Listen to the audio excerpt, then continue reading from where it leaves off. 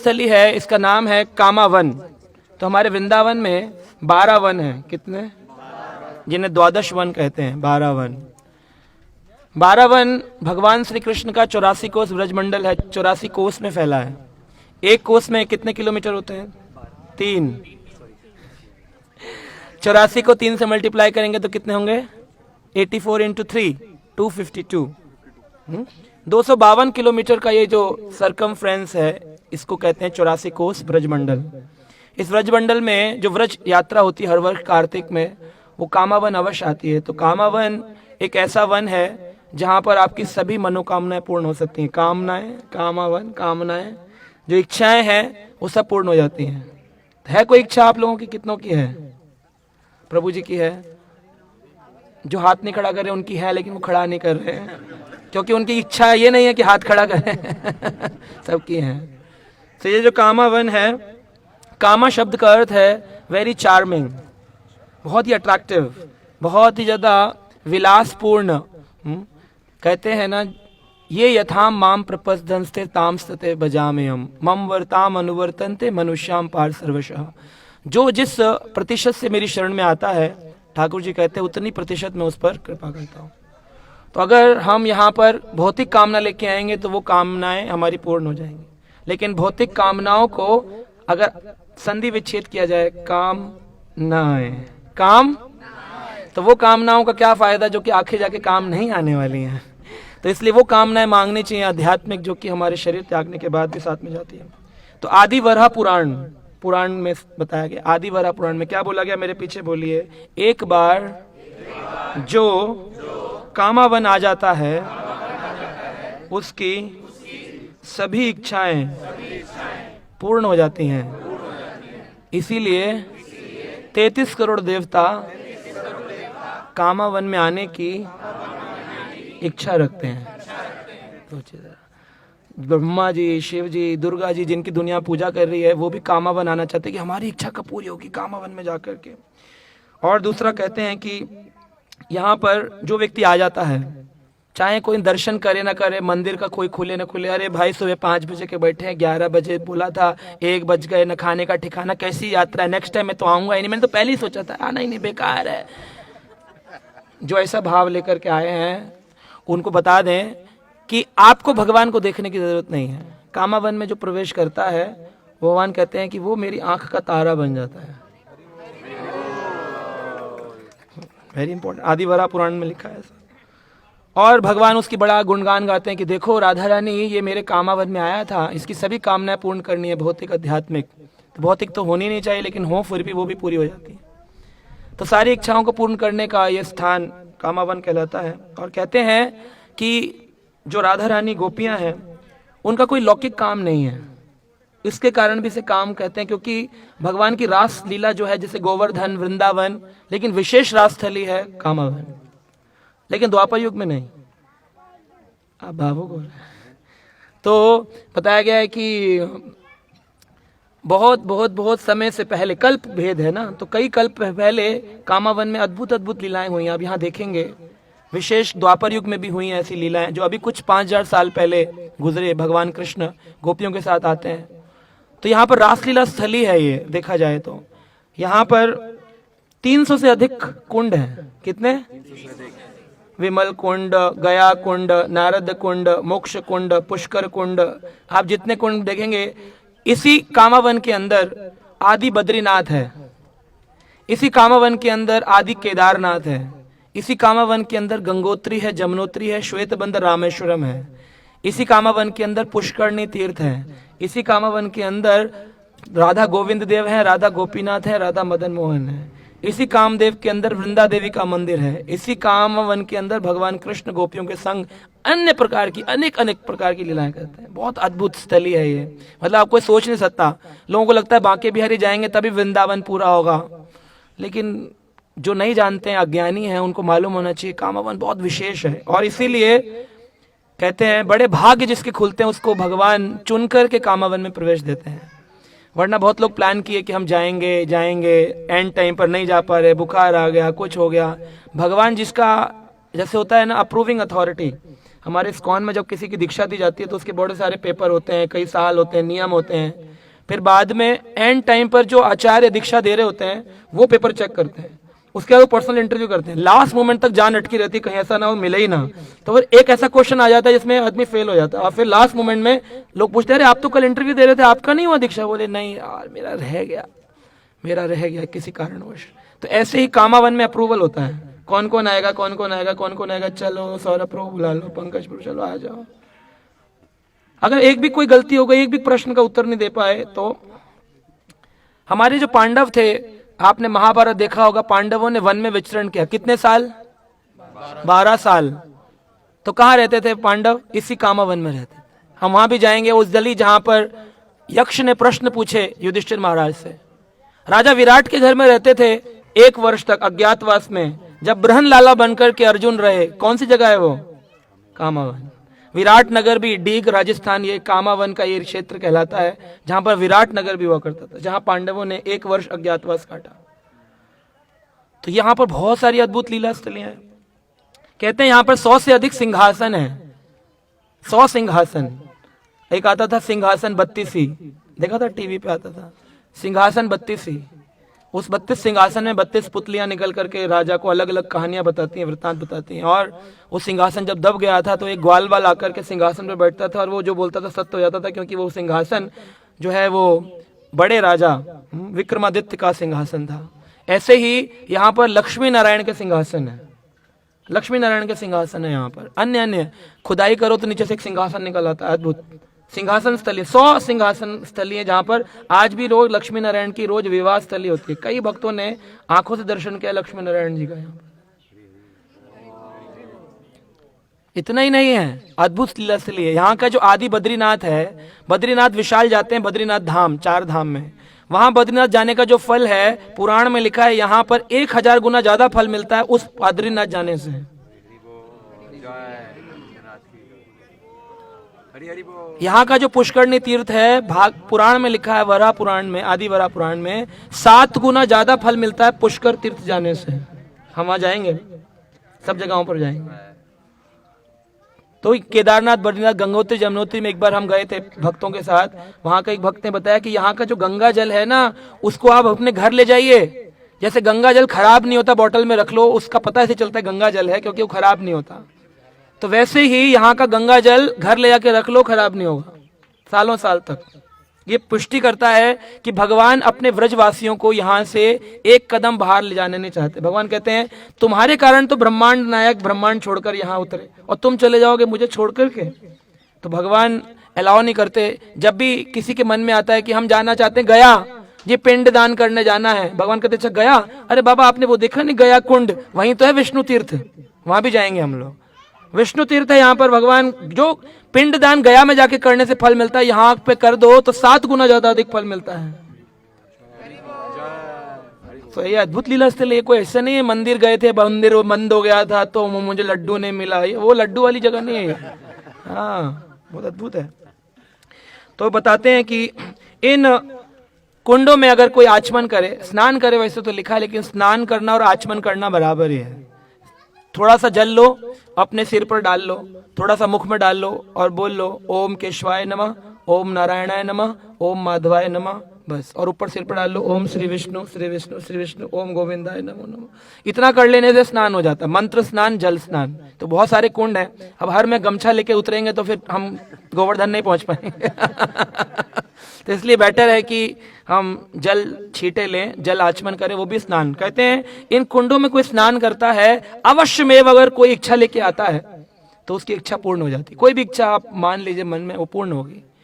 और जप माला जो होती है, जिस जप माला से हम जप करते हैं, अगर उसका स्नान कराया जाए तो जप माला में मंत्र सिद्ध हो जाता है। तो इसलिए जप माला स्नान कराया जाते हैं। हरि हरि। तो एक बार नंद महाराज जो थे उन्होंने कहा कि जब गोकुल में भगवान कृष्ण का जन्म हुआ और भगवान कृष्ण के गोकुल से ले जा रहे थे भगवान को नंदगांव की ओर, जो आपने अभी रास्ते में देखा नंदीश्वर पर्वत पे, तो राधा रानी के पिता वृषभानु महाराज वो भी अपनी पुत्री राधा रानी को ले जाना चाहते थे। तो उन्होंने ब्रह्माचल पर्वत, ब्रह्मा जी के 4 मुख हैं, चतुर्मुखी ब्रह्मा, तो चतुर्मुखी ब्रह्मा का ब्रह्माचल पर्वत पे राधा रानी का वास स्थान है। राधा रानी वहां रहती है। 4 गढ़ हैं वहां पर। कौन कौन से?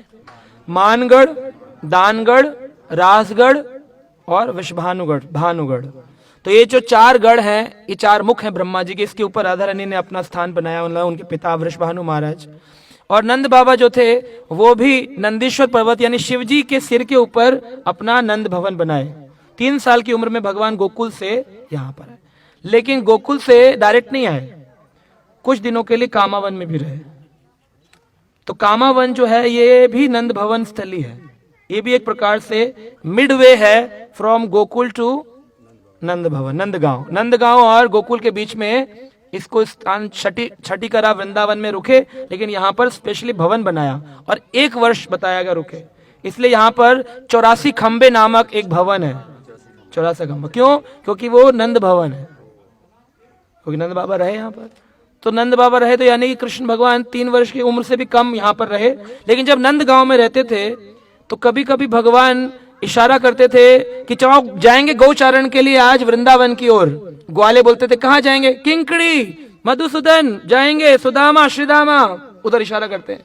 और कान में कर्णिका का पुष्प लगाकर के गोपियों को कहते हैं चलो मिलेंगे कामावन में। तो कामावन के अंदर आकर के सारी कामनाओं को पूर्ण करते हैं कृष्ण। टहला लो थोड़ा सा। तो यहाँ पर बताया गया कि औरंगजेब ने 1670 में जब हमला किया और वो हिंदू मंदिरों को तोड़ रहे थे, 1670 की बात है, तो उन्होंने गोविंद देव मंदिर वृंदावन में तोड़ना प्रारंभ किया। भगवान श्री कृष्ण के पुत्र का नाम है प्रद्युम्न और उनके पुत्र का नाम है अनिरुद्ध, और अनिरुद्ध के पुत्र का नाम है वज्रनाभ। वज्रनाभ जी के कारण स्थान का नाम पड़ा व्रज, व्रज क्षेत्र। वज्रनाभ जी ने अपने जीवन काल में 16 विग्रहों की स्थापना करी, 16 डीटीज, और 4 शिवलिंग और 4 देवी मंदिर। तो अलग अलग जगह घूम करके ये सब प्राप्त होते हैं।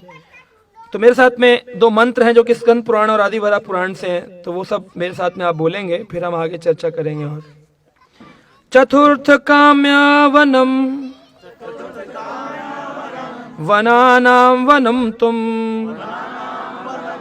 तत्र गत्वा नरो देवी मम लोके महीयते। चतुर्थ काम्य वनम देवी, हे देवी बता रहे हैं कि एक वन है जिसका नाम है काम्य वन, चतुर्थ वन, यानी 12 वनों में से इसको चौथे नंबर पर बोला गया। सारे वनों में से सबसे बड़ा वन है, biggest in size and biggest in भाव। 20 किलोमीटर की परिक्रमा, 20 किलोमीटर की परिक्रमा है इस वन की, अगर वन की देखें तो। और तत्र गत्वा नरो देवी, हे देवी, अगर कोई नर मनुष्य अगर इस कामावन में प्रवेश करता है, मम लोके महीयते, उसको मेरा लोक अवश्य में प्राप्त होता है। बस इतना हरि बोल।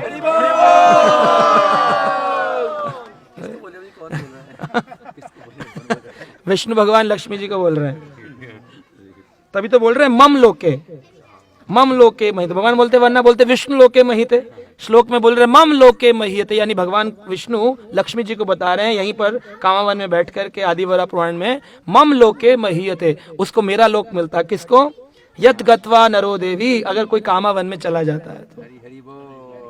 अब समझ आया आपको? अच्छा ठीक है। तो स्कंद पुराण के अंदर बताया गया, बोले साथ में, ततः काम्यवनम राजन यत्र बाल्यास्थितो भवान स्नान मात्रेण सर्वेषां सर्व काम फल प्रदाम। इजी है समझना। ततः काम्यवनम राजन, हे राजन, कामावन नाम का एक वन है, यत्र बाल्य स्थितो भवान, यहाँ पर भगवान कृष्ण के बाल काल के भवन है, बाल भवन को नंद भवन। स्नान मात्रेण सर्वेषाम, अगर यहाँ पर कोई स्नान कर लेता है, सर्व कर्म फलम प्रदाम, सारे के सारे उसके काम इच्छाएं फल मिल जाता है उसको। तो यहाँ पर जब औरंगजेब ने हमला किया तो 3 हमारे प्रमुख विग्रह जो कि वज्रनाभ जी के द्वारा स्थापित थे, कहें 4, 3 से अधिक 4 विग्रहों में से एक विग्रह थे गोविंद देव जी, जो दूसरे थे हमारे गोपीनाथ जी, और तीसरे थे मदन मोहन जी। ये 3 हमारे गोस्वामी विग्रह भी हैं, सप्त गोस्वामियों में से। राधा गोविंद देव जी किसके द्वारा? रूप गोस्वामी के विग्रह हैं। राधा गोपीनाथ जी मधु पंडित गोस्वामी के, और राधा मदन मोहन जी सनातन गोस्वामी के। और एक वृंदा देवी थी, वृंदा देवी यानी कि वृंदावन की अधिष्ठात्री देवी वृंदा देवी, जो राधा कृष्ण की सभी लीलाओं को ऑर्गेनाइज करती हैं, वृंदा देवी। तो वृंदा देवी, उन्हें कामा देवी भी कहते हैं, वृंदा देवी भी कहते हैं, और उनको योग माया देवी भी कहते हैं। वही तो भगवान की लीलाएं स्थापित कराती हैं। तो यहाँ पर गोविंद देव जी, वृंदा देवी और अनेक भगवान के जो विग्रह थे उनको तोड़ने की जब बात चल रही थी कि विग्रह तोड़ दो, मंदिर तोड़ दो, तो राजस्थान के जो राजा थे, राजा जय सिंह, अमर सिंह, बड़े भक्त थे। इन्होंने भगवान कृष्ण को स्थापित करने के लिए अपनी सिटी बनाई, जयपुर। उसको बोलते हैं पिंक सिटी।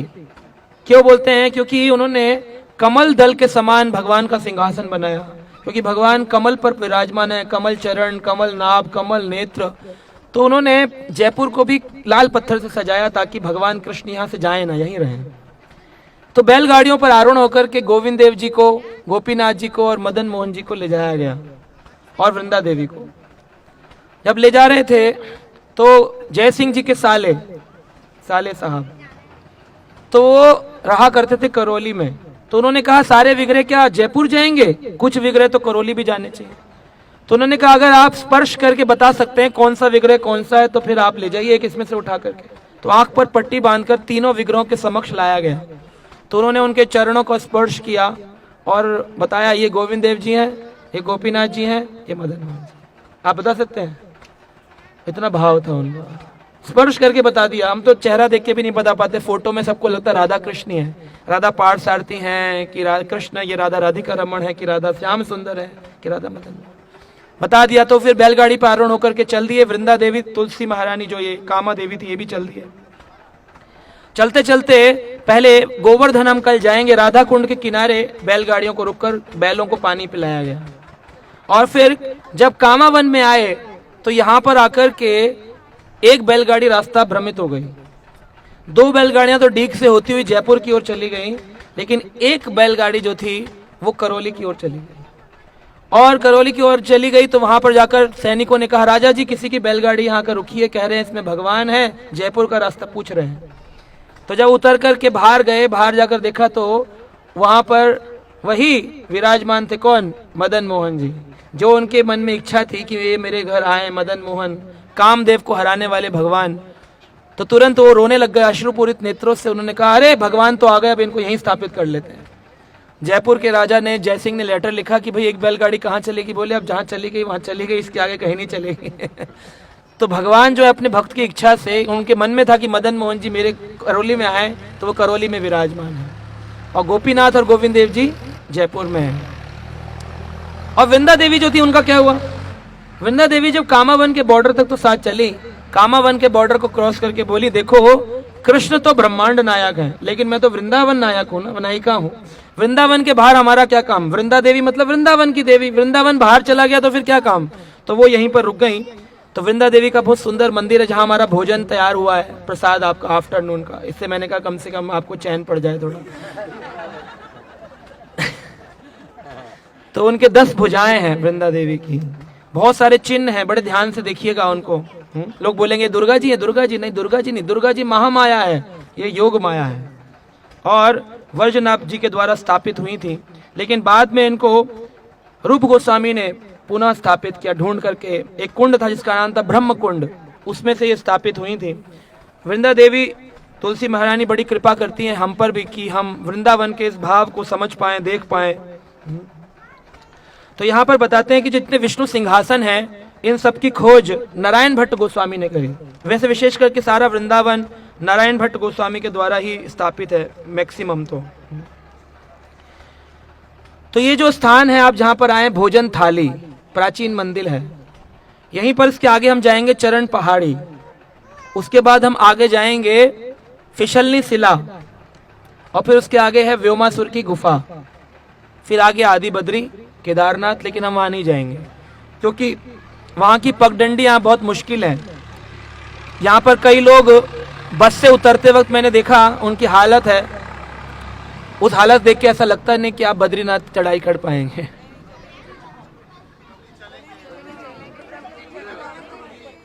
वो अगली बार भी तो आना, एक बार में सब कुछ नहीं मिलता ना। कामावन में इच्छा प्रकट करिए कि अगली बार आपको दिखाया जाए। बहुत ऊंचा है बद्र केदारनाथ, तो चढ़ते वक्त तो आधे लोग नीचे आएंगे नहीं शायद, दिखता है।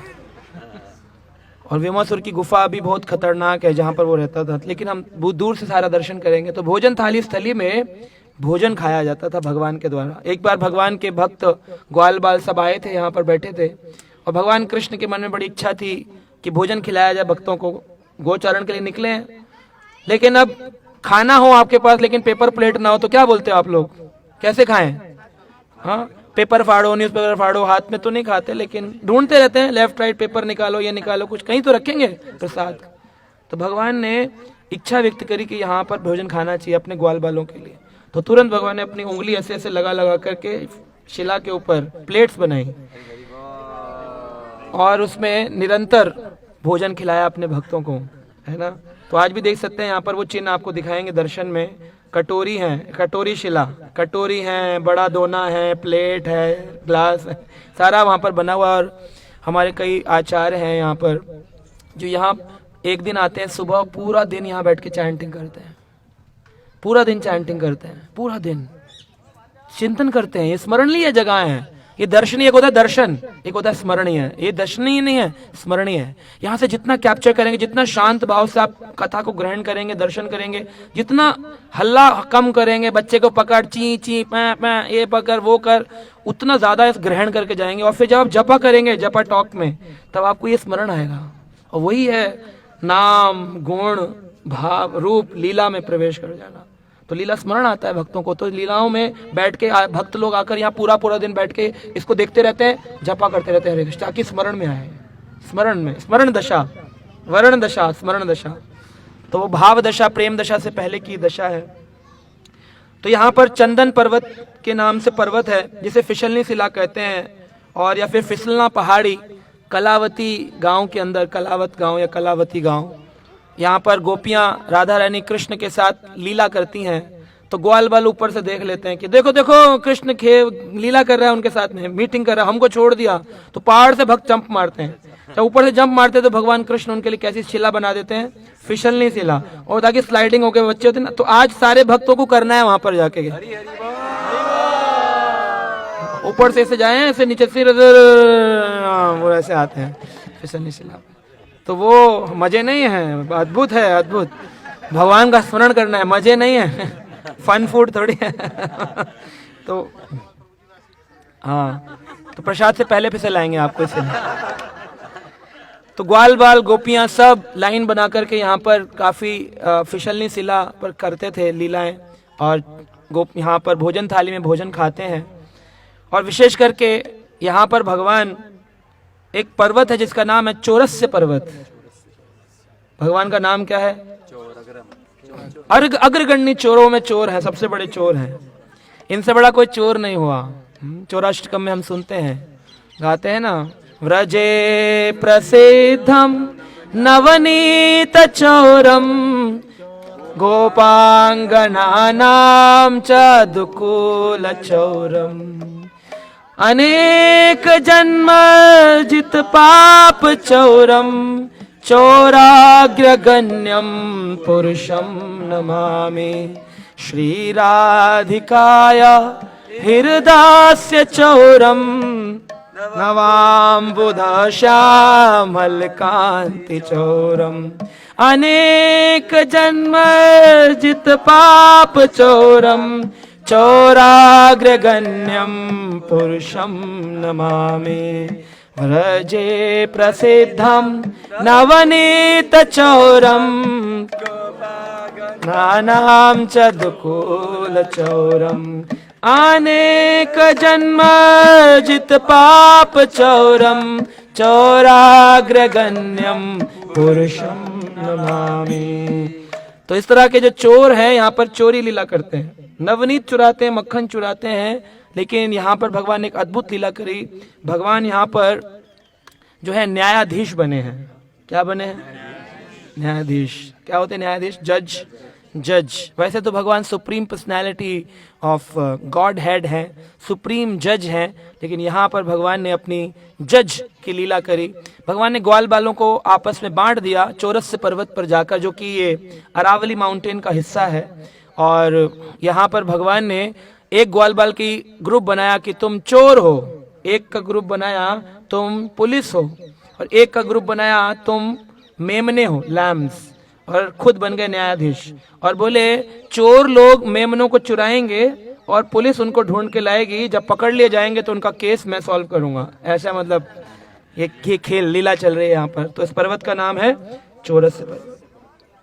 तो यहाँ पर एक राक्षस जो कि भगवान कृष्ण के द्वारा, कंस के द्वारा भेजा गया था कृष्ण को मारने के लिए, हाँ, तो वो व्योमासुर यहाँ पर एक बालक का रूप लेकर के आता है और चौरस पर्वत पर बन जाता है ग्वाल बाल, और ग्वाल बाल बनकर के चोर वाले हिस्से में आ जाता है और कहता है कि एक एक करके चुराऊंगा, बाद में कृष्ण अकेले रह जाएंगे, सबको छुपा दूंगा, फिर अकेले कृष्ण को मार दूंगा। सोच रहा था कृष्ण का बल इन ग्वाल बालों के बल पर निर्भर करता है। तो उसने उठाकर के एक एक ग्वाल बाल को यानी मेमनों को चुराना शुरू कर दिया। तो पहले 15 मेमने थे, कैसे बोल रहे थे? मैं। कैसे बोल रहे थे? मैं। हम लोग भी तो यही बोलते हैं। ये गाड़ी किसकी है? मैं। ये घर किसका है? मैं। तो ये व्योमासुर उन्हीं लोगों को उठा के ले जाता है। जीव गोस्वामी ये वर्णन करते हैं। जीव गोस्वामी कहते हैं जो ये मेमने बने हुए संसार में हर चीज को मैं से जोड़ते हैं, मैं हर चीज में बोलते हैं। व्योमासुर आया एक चोर बन करके और धीरे धीरे एक एक मेमने को उठाकर ले गया और ऊपर गुफा में, बहुत ऊंची गुफा है, अभी जाएंगे तो वहां पर उसका पट बंद है, गुफा दिखती नहीं है, बहुत पगडंडी छोटी छोटी में कांटों के, उसमें से ऊपर जाओ। एक बार गए थे हम लोग, पत्थर लगा हुआ है बहुत बड़ा सा, तो उसने वहीं पर एक बहुत बड़ा ब्लॉक लगा दिया था। एक को चुराता था, बच्चे को अंदर फेंकता था, ऊपर पत्थर लगा देता था, अंधेरी गुफा में डाल देता था। इस तरह से चल रहा था। कौन था ये व्योमासुर? तो बताते हैं कि एक राजा हुए जिनका नाम था भीम अर्थ। क्या नाम था? काशी के राजा थे और उन्होंने बड़े सेक्रीफाइसेस किए, बड़े यज्ञ किए, बहुत सारी तपस्याएं करी। लेकिन एक बार लोमेश ऋषि उनके आश्रम में आए। लोमेश ऋषि को जानते हैं आप लोग? कितने लोग जानते हैं लोमेश ऋषि को? कम ही जानते हैं। तो लोमेश ऋषि एक ऐसे ऋषि हैं जिन्होंने आज तक कोई घर नहीं बनाया। आप कहेंगे कि अच्छी बात है घर नहीं बनाया है, तो बनाना चाहिए था उनको। तो लोमेश ऋषि कहते हैं मेरी उम्र बड़ी कम है इसलिए मैं घर नहीं बनाऊंगा। कहा कि हरि बोल, आप यहां पर मैं घर बनाऊंगा नहीं क्योंकि मेरी उम्र कम है। तो नारद जी ने पूछा लोमेश ऋषि आपकी उम्र कितनी है? तो लोमेश ऋषि कहते हैं देखो नारद, मेरी उम्र इसलिए कम है, मैं अपने सिर पर घास की घटरी रख करके जप करता हूं। कहा भजन कुटीर बना लो। कहा टाइम कहाँ है? टाइम कहाँ है घर बनाने के लिए? मजदूर बुलाओ, लेबर बुलाओ, आर्किटेक्ट इंजीनियर बुलाओ, प्लान पास करवाओ, गाड़ा मंगाओ, मिट्टी मंगाओ, सीमेंट मंगाओ, रोड़ा मंगाओ, ईंट मंगाओ, बजरी मंगाओ, आयरन मंगाओ, उसके बाद बनाओ, फिर इंटीरियर डेकोरेटर बनाओ, फिर पंडित जी बुलाओ, गृह प्रवेश कराओ, उसके बाद फिर जाकर के घर में रहो। बहुत लंबा है। तो उन्होंने कहा इससे अच्छा है कि मैं घास की गटरी के नीचे बैठकर जपा करूं। तो उन्होंने बोला अरे कम टाइम है क्या? आपकी छोटी सूक्ष्म उम्र है क्या? अल्प आयु है? कहा बहुत अल्प आयु। कितनी है? कहा देखो ब्रह्मा जी के जब 12 घंटे होते हैं, ब्रह्मा जी के 12 घंटे, तो ब्रह्मा जी के 12 घंटे में 1000 बार चतुर्युगी घूमती है। 1000 बार चतुर्युग। चतुर्युग का मतलब होता है सतयुग, त्रेता, द्वापर, कलयुग। इसकी अवधि है 43,20,000 वर्ष। ये जब 1000 बार घूम जाती है तब ब्रह्मा जी के 12 घंटे चले जाते हैं। इतनी रात्रि होती है। दिन को कहते हैं कल्प और रात्रि को कहते हैं प्रलय। पहले कल्प आएगी, फिर प्रलय आएगी, फिर कल्प आएगी, प्रलय आएगी। इस तरह के 365 दिन जब गुजरते हैं तब उसको ब्रह्मा जी का एक वर्ष कहते हैं। और इस प्रकार के 100 वर्षों तक ब्रह्मा जी जीवित रहते हैं। और ब्रह्मा जी जब जीवित रहते हैं और जब उनकी मृत्यु हो जाती है, ब्रह्मा भी तो जीव हैं, मरते हैं। जब ब्रह्मा मरते हैं तो कोई तो चाहिए, जब किसी की डेथ होती है तो मुंडन करते हैं कि नहीं? तो कोई तो चाहिए मुंडन करने के लिए। तो फिर लोमेश ऋषि कहते हैं मैं मुंडन करता हूँ। तो उन्होंने कहा कि अच्छा मुंडन करते, लेकिन आपके तो बाल बहुत बड़े हैं। खैर ऐसे करने लगा तो फिर क्या है, फिर तो मेरे शरीर पे बाल ही नहीं बचेंगे। तो मैं क्या करता हूँ, हर बार एक रोम शरीर का निकाल करके एक ब्रह्मा की आयु के ऊपर वरदान कर देता हूँ। चलो ब्रह्मा जी मर गए, अच्छा सृष्टि खत्म हो गई, चलो एक रोम, यानी ब्रह्मा जी से भी कितनी ज्यादा आयु है उनकी। लेकिन वो क्या कह रहे हैं, टाइम कहाँ है घर बनाने का, जपा कर लो वो घास की उसके नीचे बैठ करके। और हम क्या लगे, हमारी तो आयु बहुत लंबी है ना, प्लॉट ढूंढ रहे हैं कई कई